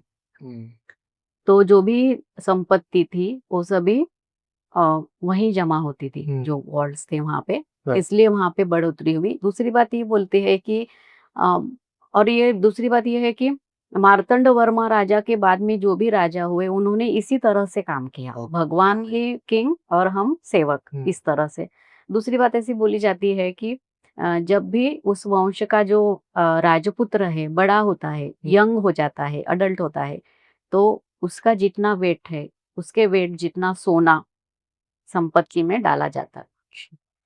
वो भी है, और प्राचीनता है मंदिर की, इसलिए भक्त लोग आते ही थे वहाँ पे। तो वहाँ पे एक्चुअली। डोनेशन भी बहुत अलग-अलग टाइप का डोनेशन वहाँ पे होता था। हुँ, तो इसलिए उस संपत्ति में बढ़ोतरी होती रही। हुँ, और 8 वॉल्स है वहाँ पे, हुँ, ABCDEFGH। उसमें के ऐसा बोला जाता है कि ए और बी, ये जो 2 वर्ड्स है, वो ज़्यादा खोले नहीं जाते थे, मतलब खोले नहीं जाते थे। हुँ, बाकी नॉर्मली खोले जाते थे, उसमें से कुछ सामान निकाल के फिर से रखना वगैरह, वो सब बातें होती थी। राइट। लेकिन ये दोनों को हाथ कभी नहीं लगाया जाता था, हुँ, और उसके पीछे का कारण कुछ अलग सी कहानियां उससे जुड़ी थी राइट। कि ऐसा बोलते थे कि दोनों वर्ड को अगर हाथ लगाएंगे तो श्राप लगेगा, या फिर ऐसा अलग अलग मिथ्स थे उसके, मिथ्स या फिर कहानियां जो भी है, कि नाग देवता वहां पे है, अगर खोलेंगे तो सब नाग बाहर आ जाएगी, या फिर विश्व का मतलब पानी वहां से आ जाएगा पूरा, राइट। खत्म होगा, विनाश होगा जग का। ऐसी बातें बोली जाती थी। अगर हम सोचेंगे तो वहां पे 13वीं 14वीं शताब्दी के बाद में मुस्लिम आक्रमणकर्ता आए थे। तो अ, दूसरा कोई राजा संपत्ति ना ले, इसलिए भी शायद ये ये बातें बोली गई। बातें बोली गई होगी। हम्म। लेकिन ऐसा बोला जाता है कि वहां पे दुष्काल गिरा था एक बार। दुष्काल मतलब ड्रॉट। Drought, okay. हाँ, ड्रॉट था। ओके। और तब बहुत हालत खराब थी सबकी, तो एक वॉल्ट वहां का खोला गया था ओके। और वहां पे संपत्ति निकाली गई थी, ऐसा बोला जाता है। हम्म। लेकिन बाद में एक दो बार कोशिश जब की थी, तब सच में कुछ ना कुछ आपत्ति आई थी, ऐसा बोला जाता है। और दूसरा, ये जो कोर्ट में केस चला राइट। इसके बारे में, तो आनंद पद्मनाभम बोल के वहाँ के भक्त थे, तो हमेशा मंदिर में जाते थे। तो उनको ऐसा लगा कि अ, जो संपत्ति है उसकी ठीक तरह से कोई रक्षा नहीं कर रहा है, या फिर कुछ लोग हैं जो उसका इस्तेमाल कर रहे हो, बाहर जा रही है, ऐसा उनका एक सोचना था। तो और दूसरी बात ये थी कि कितनी संपत्ति है उसके बारे में कोई भी नहीं जानता था। कुछ भी लिखा पढ़ा हुआ वहां पे नहीं था। तो उनकी इच्छा थी कि कम से कम ये कितनी है उसका कुछ आप हिसाब किताब रखे, उसकी गिनती हो जाए। बट कोई तो एक वॉल्ट वहां पे खुला था जिसमें से काफी कुछ मिला था, या कुछ ऐसा। बाकी के सभी वॉल्ट्स खोलकर गिने ना उन्होंने, सिर्फ ए और बी नहीं खुला। ओके। कोर्ट का आदेश आया उसके बाद में ये हुआ। हाँ। लेकिन क्या हुआ ना, उसके बाद में ए और बी को भी उन्होंने हाथ लगाने की कोशिश की, क्योंकि बाकी का सब हो गया, ये दोनों रह गए थे। उसके बाद में ये जो कोर्ट केस चल रहा था, तो जो वकील थे 70+ ईयर्स के थे, लेकिन कुछ ही दिनों में हार्ट अटैक से वो चले गए। तो उसके बाद में फिर पीपल की, हाँ, ऐसा और होगा बिलीव कि के नहीं करना चाहिए। हाँ। और ये जो वॉल्स खुले, उनमें से जो संपत्ति रफली मिली, वो मतलब क्या वैल्यूएशन थी, कुछ आइडिया है? नहीं, ऐसा बोला जाता है कि पूरे विश्व में मतलब सबसे अमीर मंदिर उसे माना जाता है, इतनी है। एंटिक वैल्यू तो हम निकाल ही नहीं सकते हैं, और जो वैल्यू है वो गूगल पर आपको मिलेगी, बहुत ही अनबिलीवेबल अमाउंट है वो। अंडरस्टैंड। ओके। साउथ के बारे में बात कर रहे हैं, तो और एक व्हाटएवर टेम्पल जो है वो है बृहदीश्वरा टेम्पल। हाँ। तो ये टेम्पल क्यों स्पेशल है? बिकॉज ये मुझे पता है कि चोला टेम्पल्स और द्रविडियन डायनेस्टी ने बनाया, तो उसके बारे में। ये चोला डायनेस्टी जो है वो साउथ इंडिया में सबसे ज्यादा समय तक उन्होंने राज्य किया है। एक एक राजा बहुत पराक्रमी थे, उन्होंने इतने अनोखे कार्य किए हैं कि हम लोगों को सच में कुछ पता ही नहीं है उनके बारे में। तो बृहदेश्वर नाम के 2 टेम्पल्स वहां पे है, और मेरे किताब में मैंने दोनों का समावेश किया है। उसके पीछे का रीजन पहले बताती हूँ मैं, कि चोला राजा जो थे उन्होंने बहुत मंदिर बनाए हैं, हजारों मंदिरें बनाए हैं। उनमें से चुनाव करना बहुत मुश्किल है। तो the great living Chola temples बोल के 3 मंदिरों की श्रृंखला है, यूनेस्को द्वारा उन्होंने हेरिटेज साइट। तो ये 3 मंदिर उसमें है। एक बृहदेश्वर तंजावुर में बना हुआ है, तंजावुर में, जो राजराज चोल राजा ने बनाया है, जो पराक्रमी था, और उनका इतिहास में सबको ज्ञात है। उसके ऊपर एक फिल्म भी अभी आई थी। और उनका बेटा था राजेंद्र चोल राजा, उन्होंने बृहदेश्वर नाम का ही मंदिर गंगईकोंडा चोलापुरम में बनाया, दूसरा। और तीसरा जो चोला मंदिर है वो उसके बाद में 150 ईयर्स के बाद में बना था। और वो दारासुरम नाम का वहां पे गांव है, वहां पे ऐरावतेश्वर नाम का मंदिर है। तीनों मंदिर जो है द्राविड़ स्टाइल के हैं, द्रविडियन स्टाइल के हैं। साउथ में उसी तरह से अनेक अलग अलग शैलियां मंदिर बनाने की होती है, उसमें द्रविड़ या द्राविड़ शैली है। तो चोल जो डायनेस्टी, उन्होंने द्राविड़ शैली का बहुत विकास किया, और एक एग्जाम्पल बोल के ये मंदिर हम लोग ले सकते हैं, द्रविड़ स्टाइल कैसा रहता है इसके बारे में। तो इसमें ये तीनों मंदिर आते हैं। इंटरेस्टिंग। और ये गंगईकोंडा टेम्पल जो है, वो कहते हैं कि it's a copy of this temple, उसके हाँ, बारे में क्या स्टोरी? उसके बारे में बहुत इंटरेस्टिंग हिस्ट्री भी है। हाँ। मतलब मैं बहुत प्रभावित हुई थी चोला राजाओं के बारे में जब मैं पढ़ाई कर रही थी, तो एकदम से प्रभावित हो गई थी मैं उनके बारे में पढ़ने के बाद। राइट।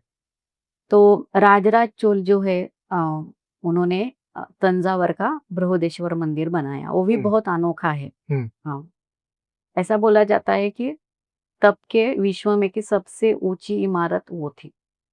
66 मीटर हाइट का मंदिर है वो। वाह, ओके। हाँ, 1500 साल से ज्यादा हो गया, लेकिन आज तक कुछ भी उसको क्षति नहीं पहुंची हुई है। और आपने जो पूछा गंगईकोंडा चोलापुरम, तो उन्हीं के पुत्र थे राजेंद्र राजा चोला। उन्होंने ये बनाया मंदिर गंगईकोंडा चोलापुरम का बृहदेश्वर मंदिर। ओके। तो राजेंद्र राजा पे अपने पिताजी का बहुत ज्यादा प्रभाव था। उसका कारण ये था, एक तो राजराजा पराक्रमी थे ही, लेकिन अपने बाद में राजेंद्र राजा को राजा उन्हें बनाना था, और इसलिए उनकी शिक्षा के बारे में खुद राजा सब पर्सनली देखते थे कि उन्हें युद्ध जब होता था तो वो साथ में लेके जाते थे, या शासन के कामकाज के लिए गाइडेंस देते थे। तो ऐसा मतलब उन्होंने तैयार किया था उस राजा का, तो साथ हमेशा दोनों साथ में रहते थे। तो एक इतनी अच्छी बात है ना कि राजराज चोला ने बहुत महत्वाकांक्षी राजा थे। उन्होंने बहुत बड़े-बड़े सपने देखे थे, और वो सभी सपने राजेंद्र चोला राजा ने पूरे किए उनके उनके टाइम पे। तो गंगईकोंडा चोलापुरम ये नाम भी एक स्टोरी को डिकोड करता है, मतलब स्टोरी उसी में छुपी हुई है।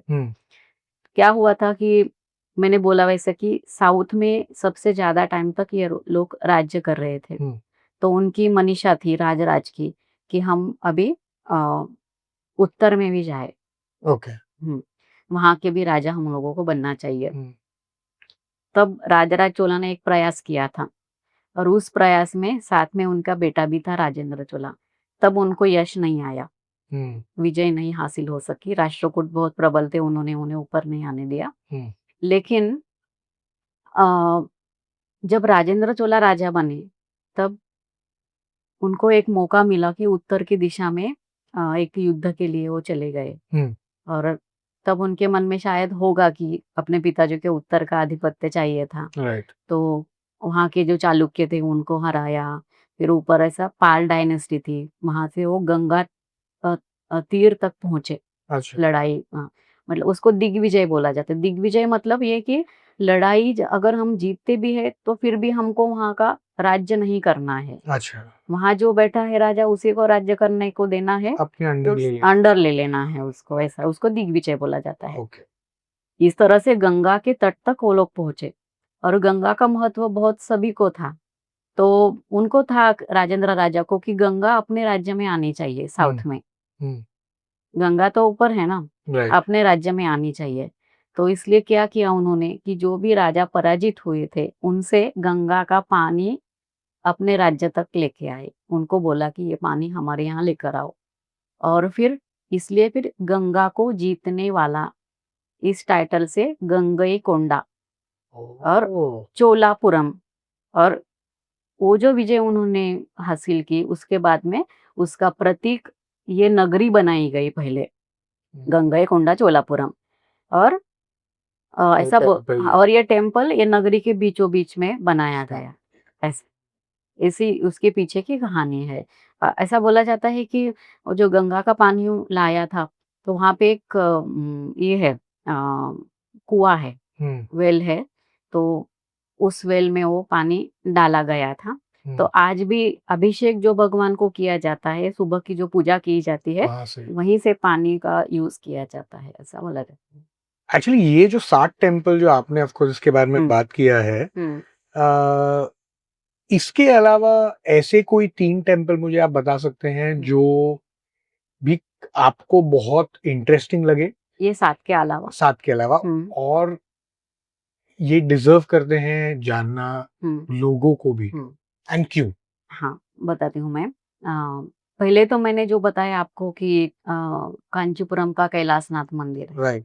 पल्लव जो डायनेस्टी थे उन्होंने बहुत सुंदर काम आर्किटेक्चर पर और कार्विंग पे किया है। शुरुआत उन्हीं से हुई ऐसा बोला जाता है। राइट। तो उनके बारे में जान लेना चाहिए। और हाँ। चालुक्य, हाँ, वो कैलाशनाथ मंदिर।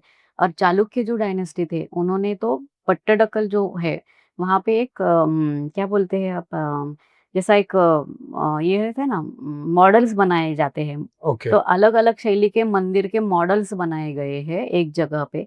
तो वहाँ पे एक यूनिवर्सिटी थी कि मंदिर कैसे बनाया जाता है। ओह वाह! हाँ, तो मतलब उनका बड़ा इतना बड़ा काम था तब के ज़माने में।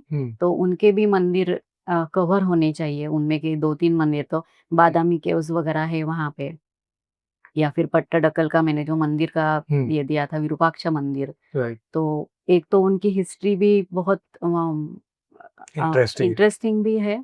तो ये दोनों डायनेस्टीज़ का कवर होना चाहिए ऐसा लगता है मेरे को। और तीसरा विजयनगर, वहाँ हम्पी, जिसे हम आज ओह! हम्पी ऑफ बोलते कोर्स हैं। खजुराहो। तो नहीं, खजुराहो अलग है। ओके। हाँ, अच्छा, हम्पी। हम्पी, हाँ, हम्पी। विजयनगर, हम्पी। तो ओके। उसकी हिस्ट्री तो प्रेरणादायी है। मतलब कभी भी सीख लेनी हो तो उसी हिस्ट्री से लेनी चाहिए, ऐसा है। क्यों? कि जब सभी अपने जो हिंदू राज्य थे वो आक्रमणकर्ताओं ने अपने हाथ में लिए थे, मुस्लिम आक्रमणकर्ताओं ने। तब ये एकमेव राजा थे। उन्होंने हिंदू राष्ट्र का निर्माण किया और डटे रहे वो कितने सालों तक। उनकी तो कहानी बहुत ही इंटरेस्टिंग है। कहानी मतलब इतिहास हमारा जो है वो, कि उनका धर्म परिवर्तन किया गया, फिर भी वो छूट कर कैसे आए, फिर उन्होंने फिर से हिंदू बनकर मंदिर निर्माण कार्य में या फिर हिंदू राष्ट्र निर्माण कार्य में कितना बड़ा कार्य किया है। ये सभी बातें ये एक जाननी अलग चाहिए। पॉडकास्ट श्योरली करेंगे नहीं, एक्चुअली। सच या में। बिकॉज़ ये एक्चुअली आई डोंट नो अभी आप कुछ ऐसा सोच भी रहे हैं कि नहीं, बट हुँ, मुझे ऐसा लगता है कि बिकॉज़ आपने ये टेम्पल्स के पीछे इतनी सारी रिसर्च की है और इतनी सारी टाइम स्पेंड किया है, तो हुँ। आपको जो नॉलेज जो डायनेस्टी और किंग्स का है, तो मेरे हिसाब से आपको उसके ऊपर भी एक नहीं, किताब करेंगे ना। लिखनी चाहिए। वो नहीं तो डेफिनेटली एक डिफरेंट करेंगे। कॉन्वर्सेशन डेफिनेटली करेंगे ये किंग्स के बारे में, बिकॉज़ इतनी इंटरेस्टिंग कहानियाँ हैं कि नहीं, लेकिन आपने 3 ही मंदिर बताए, हाँ, इसका थोड़ा मेरे को खंत है। तो मैं और एक मंदिर के बारे में बताऊँगी। बताइए प्लीज़, प्लीज़ बताइए। तो इंडोनेशिया में हम लोग बाली के लिए सब मतलब मशहूर है कि हम राइट। लोग छुट्टियाँ के लिए जाते हैं राइट। और हिंदू वहाँ पे है, ऐसा बोला जाता है। हुँ। लेकिन वहाँ पे योग्यकर्ता नाम की जगह है, जोग्जा बोलते हैं वो लोग वहाँ पे। ओके। जोग्यकर्ता, जब जकार्ता जैसे बोलते हैं, जोग्यकर्ता बोलते हैं वो लोग ओके। वहाँ पे। तो वहाँ पे एक बहुत बड़ा, बहुत सुंदर हिंदू मंदिर का कॉम्प्लेक्स है, जिसे ब्रह्मानंद बोलते हैं। हुँ। अ, वहाँ पे भी अपनी संस्कृति कैसी गई और वहाँ पे ना अपने महाभारत और रामायण, उसकी रामायण हम बोलते हैं ना, वहाँ कृष्णायन बोलते हैं महाभारत को। ओह! और उसके इतने सुंदर डिपिक्शंस वो मंदिर पर है और मंदिर पूरा अलग है, मतलब हुँ। उसके बारे में जानना ही चाहिए। एक तो अपनी संस्कृति वहाँ पे कैसी पहुँची और मंदिर निर्माण कैसे हुआ, उसके हुँ। पीछे का उनका सोच क्या थी, ये जानने लायक है। और दूसरे वहीं पे थोड़ी दूरी पे एक स्मारक है, बुद्धिस्ट स्मारक है, जिसे बोरोबुदुर बोला जाता है। हुँ।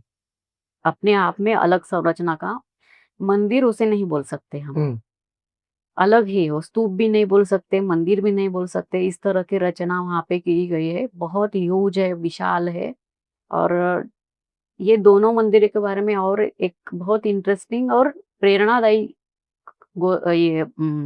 ऐसी बात है कि उन्होंने उसका संवर्धन इतनी सुंदरता से किया है, हुँ। जतन किया है, जबकि वो हिंदू या फिर ऐसा अभी तो नहीं है, हुँ। मुस्लिम मेजॉरिटी कंट्री बोली जाती है। हुँ। लेकिन बहुत सुंदर चीज़ वहाँ पे देखी जाती है कि हम लोग जब गए थे वहाँ पे, ब्रह्मानंद मंदिर गए थे, हुँ। शिव जी का मंदिर है वो। त्रिमूर्ति वहाँ पे है लेकिन शिव जी का मेन डिएटी शिव जी बोले जाते हैं। ओके। तो वहाँ पे स्कूल के ट्रिप आई थी। हुँ। मतलब सभी का धर्म तो मुस्लिम होगा वहाँ पे, हुँ। लेकिन फिर भी संस्कृति हिंदू, मतलब संस्कृति को अपना मानते हैं वो। इवन हमारा जो गाइड था, गाइड थे, उनको भी हमारे सभी माइथोलॉजी स्टोरीज वगैरह मालूम थी, और ऐसा नहीं किया उन्होंने कि मंदिर में प्रवेश मैं नहीं करूंगा वगैरह, ऐसा नहीं। पूरा मंदिर शिव जी के दर्शन भी हमारे साथ लिए, सब किया, मतलब ऐसा एज अ संस्कृति वो लोग मानते मानते हैं, मतलब धर्म और संस्कृति इसमें हैं एक, अलग। हाँ, अलग अलग रखी है हाँ, उन्होंने। ये बात मेरे को बहुत अच्छी लगी वहाँ की। Nice.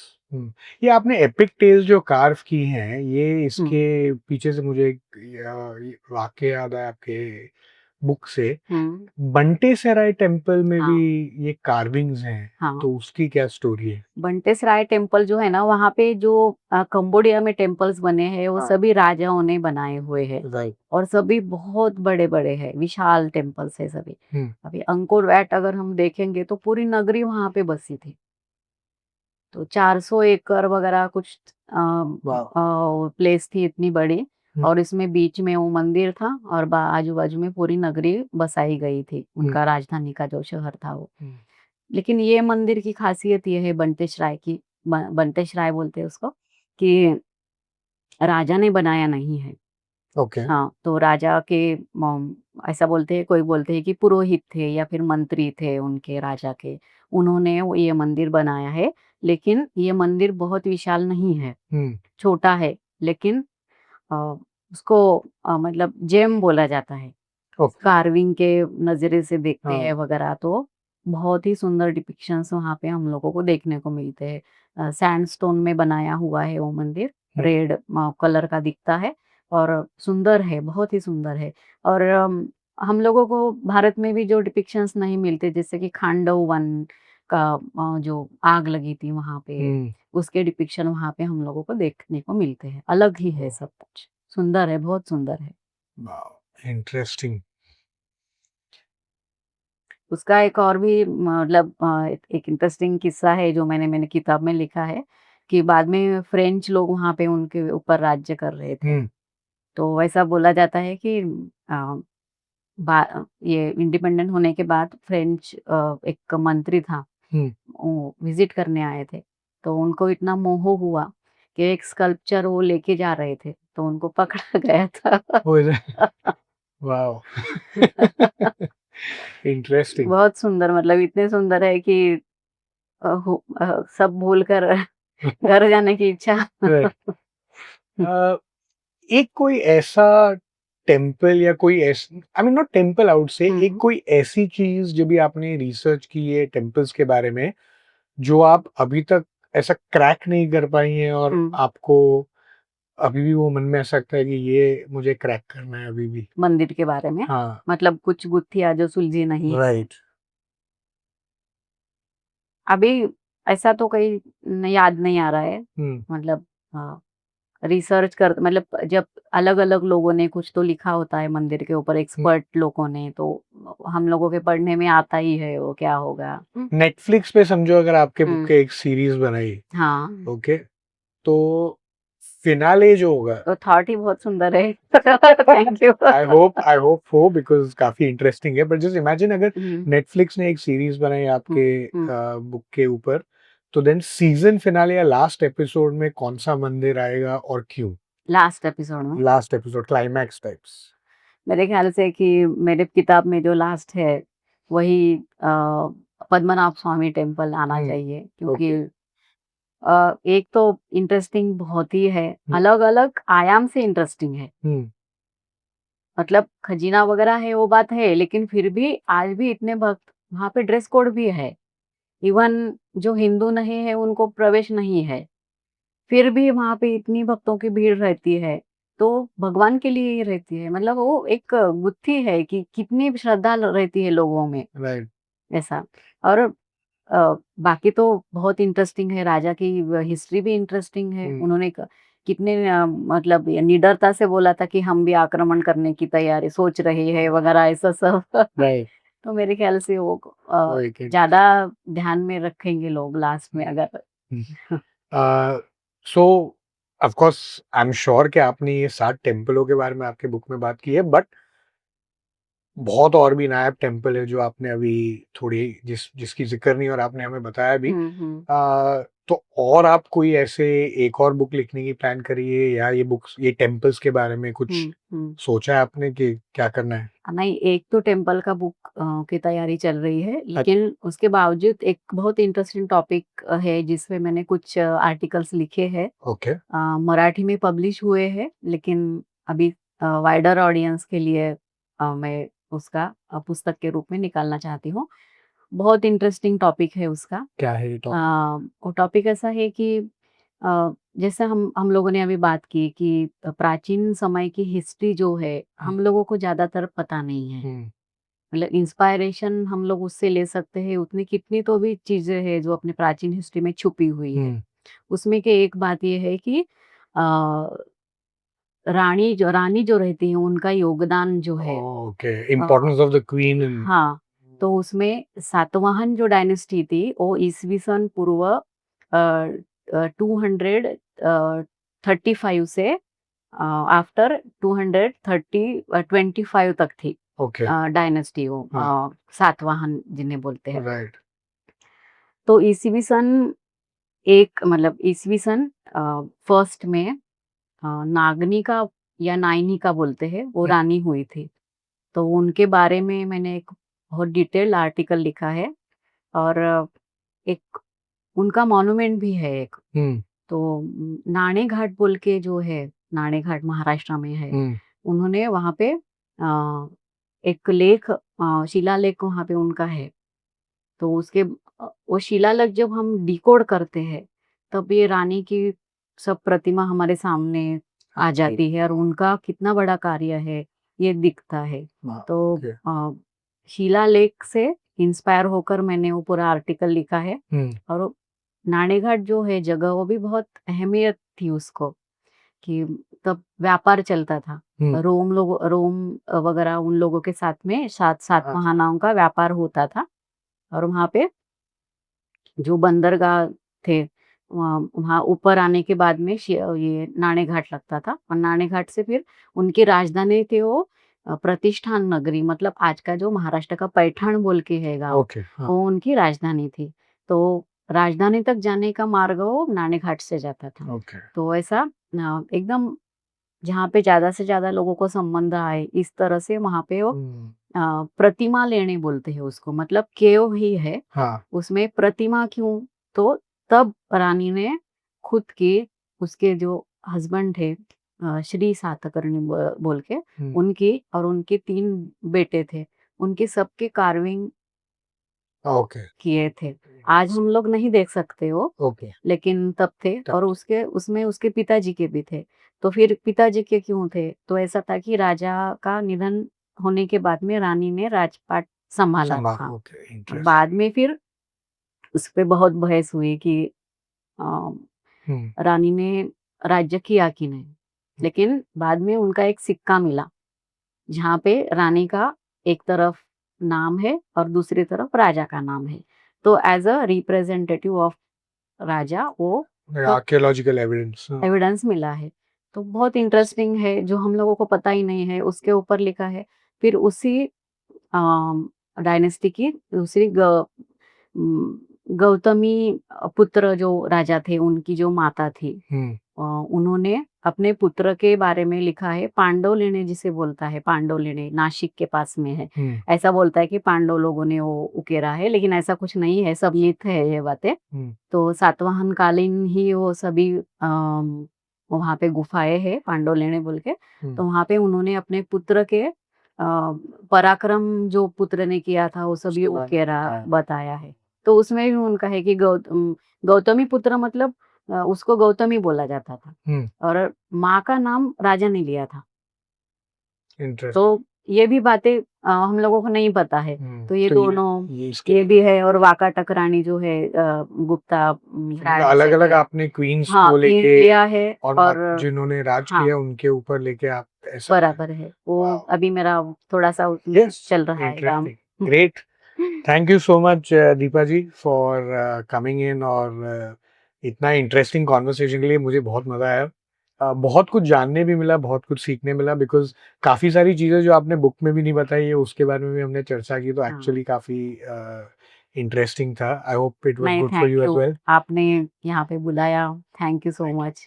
Thank you and best of luck Yes. for your next venture. Thank Thank you. you. Thank you.